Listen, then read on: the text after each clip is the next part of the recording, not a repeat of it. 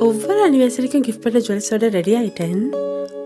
But இன்னைக்கு எப்பவுமே நம்பிக்கையான கிருஷ்ணிகா ஜுவல்லர்ஸின் new design. Happy anniversary love. Krishnika jewellers, Ealing Road, Wembley. Trusted for generation.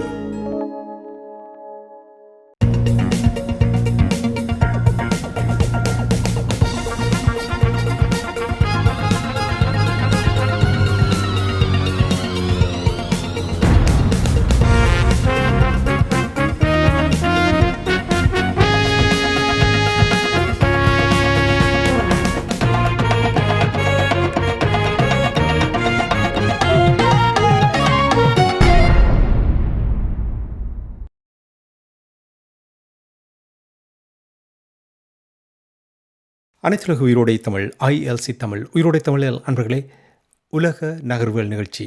உலக நகர்வுகள் நிகழ்ச்சியில் பிரித்தானியாவிலிருந்து போரியல் ஆய்வாளர் அரசு அவர்கள் இணைகின்றார். வணக்கம் அரசு அவர்களே. வணக்கம் ராஜாணி. அனைத்துலக உயிரோடை தமிழ் உறவுகளுக்கு அன்புள்ள வணக்கங்கள். உங்களுக்கு வணக்கத்தை தெரிவித்துக் கொண்டு இன்னொரு உலக நகர்வுகள் நிகழ்ச்சி இணைந்திருக்கின்றோம். இன்று நாங்கள் இஸ்ரேல் பலஸ்தீனத்துக்கு இடையிலான போர் தொடர்பான விடயங்களை பார்ப்போம்.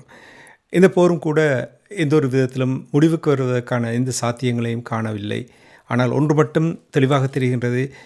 இஸ்ரேலுடைய பிரதமர் பெஞ்சமின் நெட்டன்யாகு அவர்கள் காசா நிலப்பரப்பை முற்றுமுழுதாக தங்களுடைய கட்டுப்பாட்டுக்குள் கொண்டு வர வேண்டும் என்ற ஒரு திட்டத்தோடு செயல்படுவதையும், அந்த திட்டத்தை உலக பரப்புக்கு தெரியப்படுத்தி விட்டார்கள். ஏற்கனவே அவர்களுடைய அமைச்சரவை அதற்கான அங்கீகாரம் வழங்கியிருந்தது என்று சொல்லி இந்த விடயங்களை வெளிப்படுத்தியிருந்தார்கள். இருந்தாலும் கூட நான் நினைக்கிறேன், இந்த போர் ஆரம்பித்து கிட்டத்தட்ட 22-23 மாதங்களில் முதல் தடவையாக அதிகமான நாடுகள் தங்களுடைய எதிர்ப்புகளை, அதாவது இவர்கள் எடுக்கின்ற முயற்சிகளுக்கு தங்களுடைய எதிர்ப்பை வெளிப்படுத்துகிறார்கள். ஆனால் இந்த தாக்கத்தை ஏற்படுத்தக்கூடிய நடவடிக்கைகள் எதுவுமே எடுப்பது போல் தெரியவில்லை.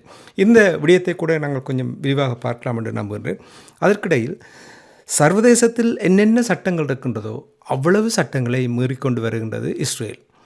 எவ்வாறு, ஏன் இப்படி பார்த்து கொண்டிருக்கிறார்கள்? ஏன் ஆரோக்கியமாக ஒரு நடவடிக்கை எடுக்க முடியாமல் இருக்கிறது? குறிப்பாக ஒரு தாக்கத்தை ஏற்படுத்தக்கூடிய அமெரிக்காவை பொறுத்த மட்டில் அவர்கள் ஆயுதத்தை தொடர்ந்து வழங்குகிறார்கள் நிபந்தனையின்றி. அது அவர்களுக்கு பிரச்சனை இல்லை. ஆனால் ஏனைய நாடுகள், இந்த சர்வதேச பரப்பில் இருக்கின்ற ஏனைய நாடுகள், குறிப்பாக ஐரோப்பிய ஒன்றியத்தில் இருக்கின்ற நாடுகள், இரண்டாவது அதிகமாக ஆயுதங்களை விற்கும் நாடு ஜெர்மனி போன்ற நாடுகள் மனிதாபிமானம் தொடர்பாக கதைக்கும் பொழுது அந்த அவல நிலையை பார்த்துவிட்டும் தொடர்ச்சியாக எவ்வாறு இஸ்ரேலுக்கு இவர்களால் ஆதரவு வழங்கி கொண்டிருக்க முடியும்? வெறுமனவே பேச்சுவார்த்தைகளையும் கண்டனத்தோடு தான் இந்த போர் முடிவுக்கு வரப்போகின்றதா, இதிலிருந்து இஸ்ரேல் தப்பி பிழைக்கப் போகின்றா என்று பல கேள்விகள் வருகின்றது. நீங்கள் கூறுங்கள், இந்த சர்வதேச நாடுகளுடைய இந்த மெத்தன போக்குக்கு என்ன காரணம்? அது தெளிவானது ஒன்று. 1948 இஸ்ரேல் அங்கு உருவாக்கப்பட்ட போது கூட அவர்கள் அதை இந்த மத்திய கிழக்கு நாடுகளை ஒரு கட்டுப்பாட்டுக்கு வைத்திருப்பதற்கான தமது தளமாகத்தான். இஸ்ரேல் என்பது ஒரு நாடு அல்ல, அது மேற்குலகத்தின் அமெரிக்கா இந்த தளமாக இருந்தாலும் அமெரிக்காவுடன் உறவுகளை வைத்திருக்கின்ற அல்லது இந்த கூட்டாளிகளாக இருக்கின்ற மேற்குலக நாடுகள் இந்த ஒரு படைத்தளமாகத்தான் தொழிற்பட்டு கொண்டு வந்தது. இப்ப அந்த படைத்தளத்தை பொறுத்தவரையில் அவர்கள் அவர்களால் உருவாக்கப்பட்டது வேண்டுமென்றே இந்த அரபு நாடுகள் மீதான ஒரு அழுத்தத்தை ஏற்படுத்தி அவர்களுக்குள் ஒரு பிளவுகளை ஏற்படுத்தும். மொசாட்டின் முக்கிய நோக்கமே இந்த அரபு நாடுகளின் உறுதித்தன்மையை குலைப்பது, ஒருவருடன் ஒருவர் கொழுவலை ஏற்படுத்துவது, ஒருவருடன் ஒருவர் போரை ஏற்படுத்துவது. அதன் ஊடாக அந்த நாடுகளுடன் வர்த்தகத்தை அமெரிக்கா மேற்கொள்வது, அமெரிக்காவின் பொருளாதார நலன்களை தக்க வைத்துக் கொள்வது, அமெரிக்காவின் பொருளாதார நலன்களுக்கு எதிரான நாடுகளை வீழ்த்துவது அல்லது அங்கு ஒரு சதி நடவடிக்கைகளில் ஈடுபடுவது என்பது போன்றார். இப்ப நீங்கள் உதாரணமாக பார்க்கலாம், ஜொலானி சிரியாவில் அவர் இப்ப ஒரு வருடத்துக்கு முன்னர் அவர் தேடப்படுகின்ற பயங்கரவாதம் $10 மில்லியன் அவற்றை தலைக்கு வைக்கப்பட்டது. அவர் ஒரு ISIS கட்டளை அதிகாரி. ஆனால் இப்போது அவர் சிரியாவின் அதிபர், அனைத்துலக தளம் அமெரிக்காவால் அங்கீகரிக்கப்பட்ட ஒருவராக. பிரித்தானியா தொடக்கம் அந்த மேற்குலக நாடுகளின் ராஜதந்திரிகள் சென்று அவரை ராஜதந்திர ரீதியில் அணுகி கதைக்கிற அளவுக்கு அவரை கொண்டு விட்டு. ஆனால் எல்லோருக்கும் தெரியும், உலகத்துக்கே தெரியும் அவர் யார் இதற்கு முதல் அவர் யார் என்று. அதாவது மேற்குலகத்தின் நலன்கள்லாம் இங்கு முக்கியமாக பார்க்கப்படுகிறது தவிர மனித உரிமைகளோ மனித உரிமை மனித உரிமைகளோ மனிதாபிமானமோ எங்கும் பார்க்கப்படுவதில்லை. எனவேதான் உங்களுக்கு தெரியும் இவ்வளவு மக்கள் அங்கு கொல்லப்பட்டிருக்கிறார்கள். இப்போ இறுதியாக வந்த தகவல்களின் அடிப்படையில் 60,000 மக்கள் கொல்லப்பட்டிருந்தாலும் 1,50,000 பேர் காணாமல் போயிருப்பதாக கூறப்படுகிறது. ஏற்கனவே 1,50,000 பேர் அங்கு காயமடைந்திருக்கிறார்கள் மற்றும் 1,50,000 பேர் காணாமல் போயிருக்கிறார்கள் என்று சொன்னால் தொடர்ந்து போர் நடைபெறுவதால் இடிபாடுகளுக்கு இருந்து அகற்ற முடியாது. 80% கட்டிடங்கள் அங்கு அடிவடைந்திருக்கின்றன. அப்ப இப்போது 1,50,000 பேரும் காணாமல் போனவர்கள் கூட இறந்திருப்பவர்களாகத்தான் கருதப்படுகின்றனர் என்றால் கிட்டத்தட்ட 2,10,000 பேர் அங்கு இறந்திருக்கிறார்கள் என்பதுதான் உண்மையான கணக்காக இந்த போர் முடிந்தால் வெளிவரப் போகின்றது. ஆனால் ஐக்கிய நாடுகள் சபையோ அல்லது மனித உரிமைகள் ஆணைக்குழுவோ அல்லது மன்னிப்பு சபையோ யாரும் இதையும் செய்ய முடியாத ஒரு நிலை இருக்கிறார்கள். செய்ய முடியாத நிலை என்று சொல்ல தேவையில்லை, செய்ய மாட்டார்கள் என்று நாங்கள் அதனை கூறலாம். ஏனென்று சொன்னால் இந்த 2ஆம் உலகப் போர் முடிவடைந்த பிற்பாடு இந்த உலகத்தில் தங்கள் ஆளுமையை நிறுத்துவதற்காக இந்த அமைப்புகளையும் மேற்குலகம் தான் கட்டி அமைத்திருந்தது. ஐநாவாக இருக்கலாம், என்ஜிஓக்களாக இருக்கலாம். அதற்காக அவர்கள் செலவு செய்த தொகைகள் அதிகம். கிட்டத்தட்ட அமெரிக்காவுக்கு இன்றைக்கு $37 trillion கடன் என்று சொன்னால் அந்த கடன் காசு முழுக்க இவ்வாறான நாடுகள் இவ்வாறான அமைப்புகளை கட்டி எழுப்பி இந்த நாடுகளுக்கு உதவிகளை செய்து அந்த நாடுகளுக்கு தங்களுடன் இணைத்து வைத்திருப்பது இல்லை என்று சொன்னால் அந்த நாடுகள் அவர்களுக்கு சாதகம் இல்லாத நாடுகள் என்று சொன்னால் அவர்கள் அங்குள்ள ஏனைய அமைப்புகளுக்கு மறைமுகமாக உதவிகளை செய்வது என்பதாகத்தான் இருக்கும். உதாரணமாக நீங்கள் பார்க்கலாம், இலங்கை தொடர்பாக ஐக்கிய நாடுகள் சபையின் மனித ஆணைக்குழுவில் கொண்டு வரப்படும் தீர்மானங்களுக்கு ஆதரவுகளை திரட்டுவதற்காக கூட அமெரிக்கா எத்தனையோ சின்ன சின்ன நாடுகளுக்கு பின்புறமாக பல நிதியுதவி கூட கூறப்படுகிறது. நீங்கள் கூறியது போல இந்த அமைப்புகளாக இருக்கலாம், ஐக்கிய நாடுகள் சபையாக இருக்கலாம். உதாரணமாக ஐக்கிய நாடுகள் சபையின் செயலாளர் நாயகன் கூட இஸ்ரேலுக்கு செல்ல முடியாது, காசாவுக்கு செல்ல முடியாது. ஐக்கிய நாடுகள் சபையின் பாதுகாப்பு சபை காசாவுக்கு பயணம் மேற்கொள்ள வேண்டும் என்று காசாவின் வெளிவார அமைச்சர் பலஸ்தீனத்தின் வெளிவார அமைச்சர் கேட்டு ஆனால் அவர்களால் செல்ல முடியாது. அப்ப அவர்கள் யாரின் சொல்லை கேட்கிறார்கள்? இஸ்ரேல் இந்த உலக சட்டத்துக்கும் தாங்கள் அப்பாற்பட்டவர்கள் என்றதை இந்த போரில் வெளிக்காட்டிக் உறுதிப்படுத்துவதற்கு பாருங்கள், நேற்றைய தினம் காசாவில் 6 ஊடகவியலாளர்களை இஸ்ரேலியர் வேணுமென்றே குறிவைத்து தாக்குதலை நடத்தியிருக்கின்றார்கள். அதற்கு இப்பொழுது ஐக்கிய நாடுகள் மனித உரிமை அலுவலகத்திலிருந்து அதை கண்டித்து கடிதம் அனுப்பியிருக்கிறார்கள். இது சர்வதேசத்தினுடைய சட்டத்தை கடுமையாக மீறுவதென்று இந்த குற்றச்சாட்டை வைத்திருக்கிறார்கள். இந்த 6 ஊடகவியலாளர்களும் 5 அல்லது 6 ஊடகவியலாளர்கள் டாக்குமெண்ட்ரி, அதாவது ஆவணப்படுத்துவது தொடர்பாக, இவர்களுடைய இன அழிப்பை ஆவணப்படுத்துகின்ற தொடர்பாகத்தான் இந்த படம் பிடிப்பு நடைபெற்று கொண்டிருந்தது. இந்த குறிப்பிட்ட ஊடகவியலாளருக்கு ஏற்கனவே அனாஸ் என்று நம்புகிறேன், அந்த ஊடகவியலாளருக்கு ஏற்கனவே இஸ்ரேல் கூறிவிட்டது, நீ ஊடகத்துறையிலிருந்து வெளியே போக வேண்டும். இவையெல்லாம் தெரிந்து கொண்டும் இப்படி வெறும் அறிக்கையும் கண்டனமும் தெரிவித்துக் கொண்டு என்ன செய்ய போகின்றார்கள்? அப்படின்னால் ஏன் மற்ற நாடுகள் சட்டங்களை மீறினால் மற்ற நாடுகளுக்கு மட்டும்தானா சட்டம்? உண்மைதான். அந்த ஊடகவியலாளர் அனஸ் அல் ஷரீப் உட்பட 6 பேர் கொல்லப்பட்டிருக்கிறார்கள். இதை அம்னஸ்டி இன்டர்நேஷனல் கண்டித்திருக்கின்றது. அவர்கள் என்னத்தை கூறுகிறார்கள்? புரோக்கன் ஹார்ட், மற்றது டிவாஸ்டேட்டட் அப்படி ஒரு வார்த்தைகளை கூறிவிட்டு சென்று விடுகிறார்களே தவிர இந்த டாக்குமெண்ட்ரி எடுத்ததை இஸ்ரேல் வேண்டும் என்றுதான் அளித்திருந்தது. என்னன்னு சொன்னால் இது ப்ரொபகண்டா இஸ்ரேல் பார்க்கின்றது. இப்ப உதாரணமா நீங்க பாத்தீங்கன்னு சொன்னால் இந்த 2வது உலக போருக்கு பின்னால் இஸ்ரேலை அங்கு உருவாக்கிவிட்டு இஸ்ரேலுக்கு, அதாவது யூதர்கள் மீது மேற்கொள்ளப்பட்ட தாக்குதல்கள் எல்லாம் படங்களை பிடித்து மிகப்பெரிய பெருமளவான படங்கள் அந்த அனுதாபத்தை உலக அளவில் தேடி கொலோகோஸ் என்றவனை கொண்டு வந்து உலக மக்கள் மத்தியில் அவர்களுக்கான ஒரு அனுதாபத்தை தேடி அதை ஒரு கேடயமாக அவர்களுக்கு வைத்துக் கொண்டு அவர்களே ஒரு கொலையாளிகளாக மாற்றியதுதான் இந்த மேற்கொள்ள. உதாரணமாக பார்த்தீங்கன்னு சொன்னால், நான் நேற்று கூட ஒரு நண்பருடன் கழித்துக் கொண்டிருக்கும் போது ஒரு படம் ஒன்று வந்திருந்தது. கிட்டத்தட்ட 90ஆம் ஆண்டுகளில் வந்திருந்தது. இந்த படத்தின் பேரை மறந்து விட்டேன். அப்போது கூறினார்கள், ஜெர்மனியில் அந்த படத்தை போட்ட போது அதை ஜெர்மன் மக்கள் ஒருவரும் அந்த தியேட்டரில் எழும்பி செல்லவில்லை. அமைதியாகத்தான் தியேட்டர் இருந்தது என்று. என்ன படம் என்று பார்த்தால், யூதர்களை கொல்கிறார்கள் எல்லோரையும் கூட்டமாக. அப்போது ஒரு ஜெர்மனிய குடிமகன் அதில் கிட்டத்தட்ட 600 குழந்தைகளை காப்பாற்றுகிறார். 600 குழந்தைகளை இந்த கொலை களத்துக்கு அனுப்பவில்லை. 600 யூத குழந்தைகள். அதுதான் அந்த படத்தின் கருத்து.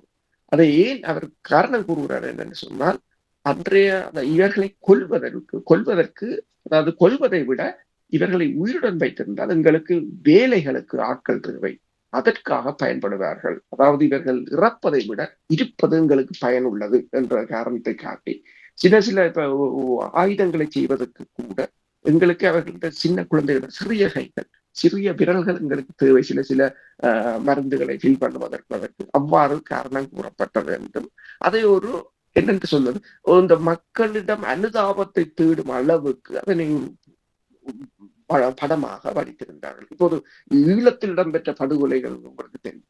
அது தொடர்பாக படங்கள் ஆவணங்கள் எல்லாம் மிகவும் குறைவு.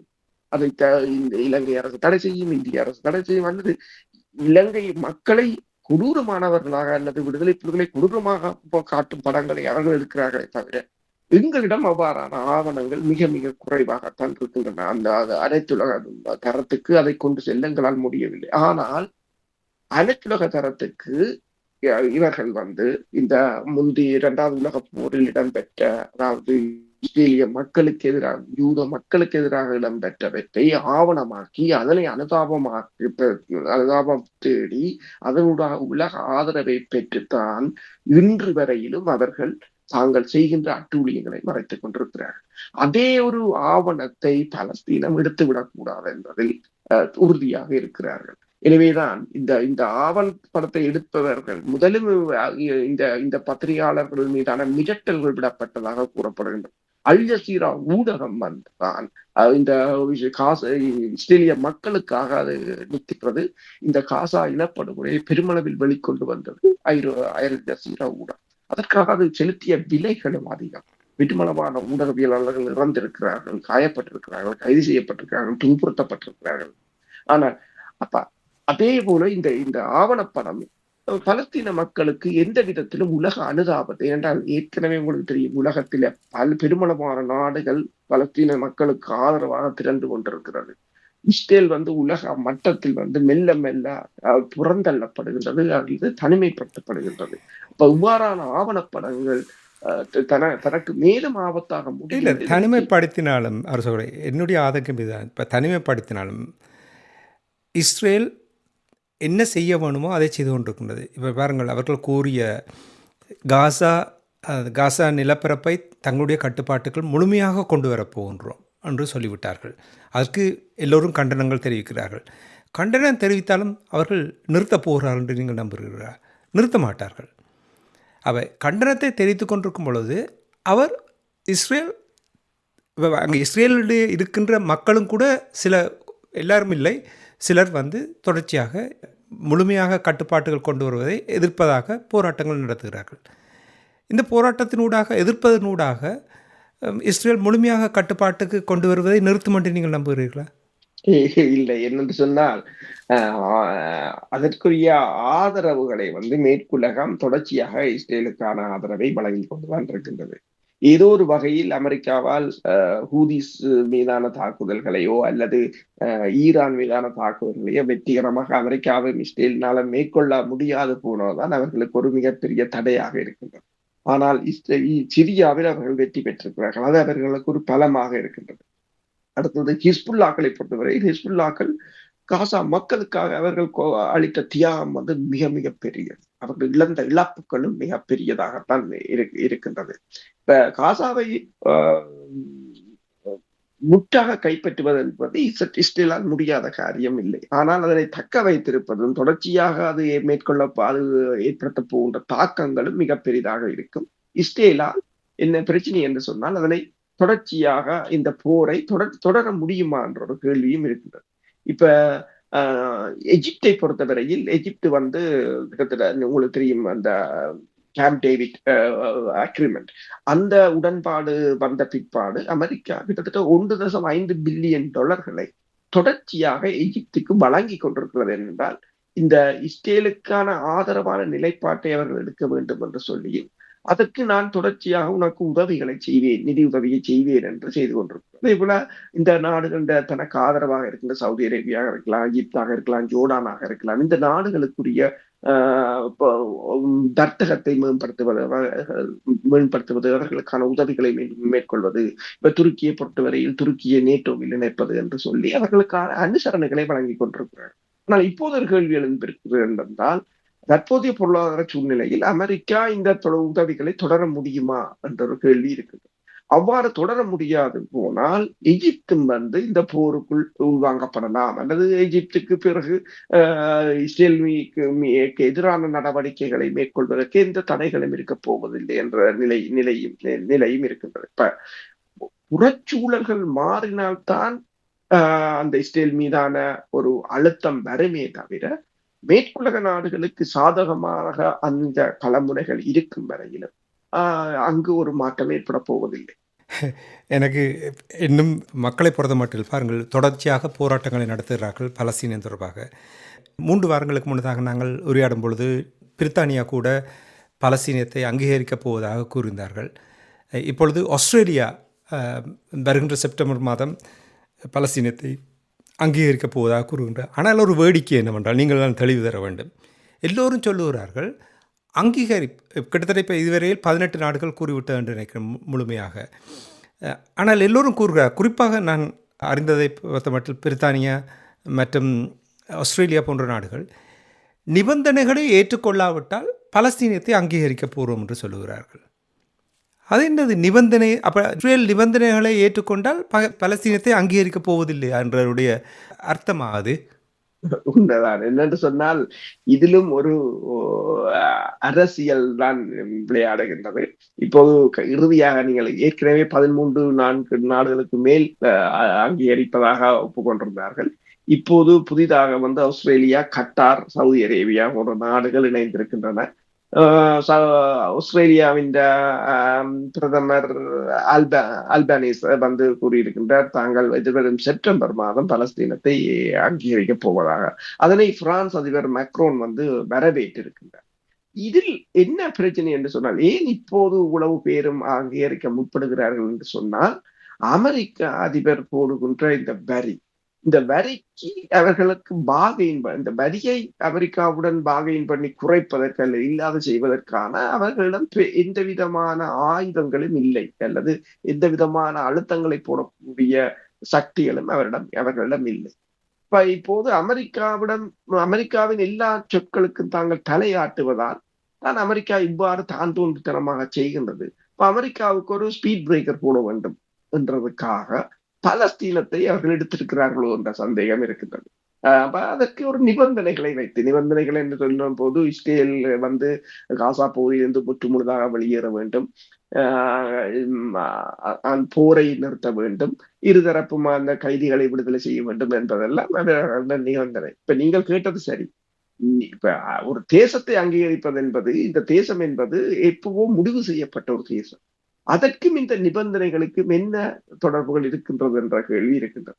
இப்ப இவர்கள் இதை ஒரு அமெரிக்காவுக்கு மறைமுகமாக அழுத்தமாக இருக்கிறார்கள். ஓகே, நீங்கள் அமெரிக்கா இஸ்ரேலுடன் நின்று பலஸ்தீனத்துக்கு எதிராக போராடினால், நாங்கள் போராடிக்கொண்டு எங்கள் மீது வரிகளை விதித்தால் நாங்கள் பலஸ்தீனத்துக்கு ஆதரவாக மாறுவோம் என்றால் அமெரிக்கா ஏதோ ஒரு வகையில் விட்டுக் கொடுப்புகளை மேற்கொள்ள வேண்டும்.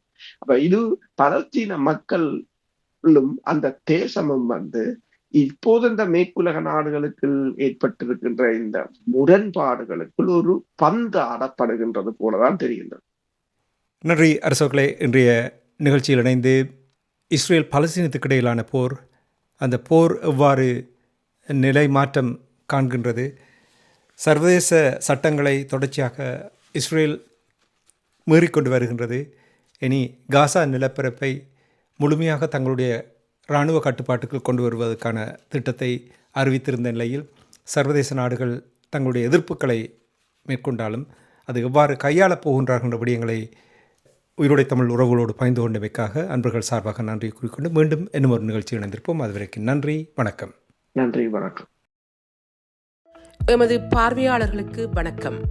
மக்களின் குரலாய் ஓங்கி ஒலிக்கும் இலக்கு மின்னிதழ் மற்றும் உயிரோடை தமிழ் வானொலி ஆகிய இவ்விரு ஊடகங்களும் உங்களைப் போன்ற எமது நேயர்கள் நண்பர்களின் ஆதரவிலேயே இயங்கி வருகின்றன. மிக குறைந்த வளங்களுடன் பல இடர்கள் மற்றும் தடைகளை தாண்டி பயணிக்கும் எமது ஊடகங்களின் பணிகள் மேலும் வளர உங்களால் முடிந்த நிதியுதவியை வழங்கி இன்னும் காத்திரமான செயற்பாடுகளை முன்னெடுக்க உதவுமாறு மிகவும் பணிவன்புடன் வேண்டி நிற்கின்றோம். உங்கள் பங்களிப்பு உங்களின் உரிமை குரலாய் ஓங்கி ஒலிக்கும். நன்றி.